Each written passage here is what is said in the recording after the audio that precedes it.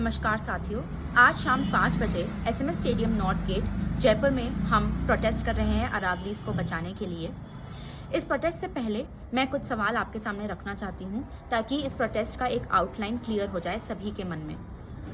सबसे पहला सवाल हमारा आज का ये है कि 2010 में जब सेम अपील सुप्रीम कोर्ट को प्रेजेंट की गई थी कि 100 मीटर से ऊपर वाली पहाड़ियों को हम अरावली मानेंगे और उससे नीचे वाली पहाड़ियों को हम रियल एस्टेट के वर्क और माइनिंग वर्क्स के लिए एलोकेट कर देंगे, तब सुप्रीम कोर्ट ने इस अपील को ये बोलकर रिजेक्ट किया था कि 100 मीटर से नीचे ऐसी कई रिजेस, पहाड़ियाँ और रेंजेस आती हैं अरावलीज़ में जो ग्राउंड वाटर रिजर्व के काम आती हैं और वो ग्राउंड वाटर के लिए बहुत इंपॉर्टेंट है। तो हम ऐसे ही एक बहुत वाइड और सिंपल डेफिनेशन 100 मीटर कट को एक्सेप्ट नहीं कर सकते हैं। जबकि 2025 में जब सेम प्रपोजल सुप्रीम कोर्ट को दिया गया तो उन्होंने बिना कुछ सोचे इस प्रपोजल को एक्सेप्ट कर लिया। ऐसा क्यों किया गया? हमारा दूसरा सवाल ये है कि इंडियन एक्सप्रेस ने जो न्यूज़ छापी है internal assessment of FSI survey के ऊपर कि 90% ऑफ Aravalli ranges and hills 100 metre cut off से नीचे आती है, इसका मतलब हम मेजॉरिटी ऑफ अरावलीज को खतरे में डाल रहे हैं।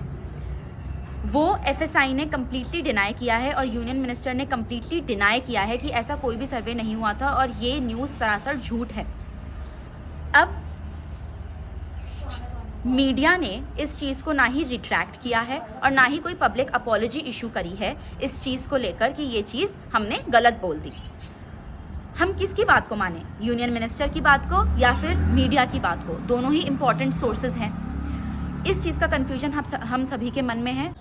तो हम ये अपील करना चाहते हैं कि प्लीज़ हमें पब्लिक डेटा अवेलेबल किया जाए। दोनों पार्टीज़ हमें डेटा दे, मीडिया भी और यूनियन मिनिस्टर या एफएसआई भी, ताकि हम ये चीज़ एविडेंस के साथ प्रूव कर सकें कि कौन सी चीज़ सच्ची है और कौन सी झूठी।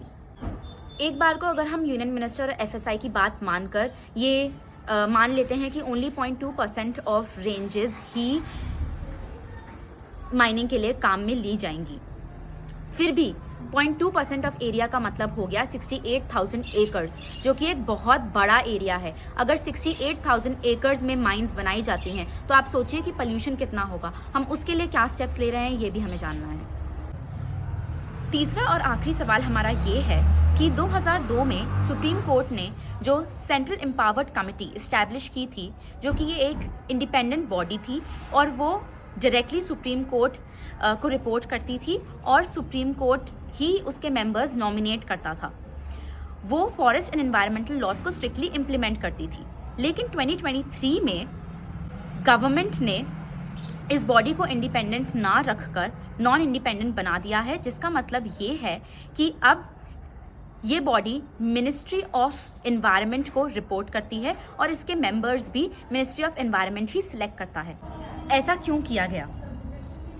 ये इन्हीं सवालों के जवाब ढूंढने के लिए आज हम सभी प्रोटेस्ट करेंगे शाम 5 बजे SMS stadium north gate Jaipur.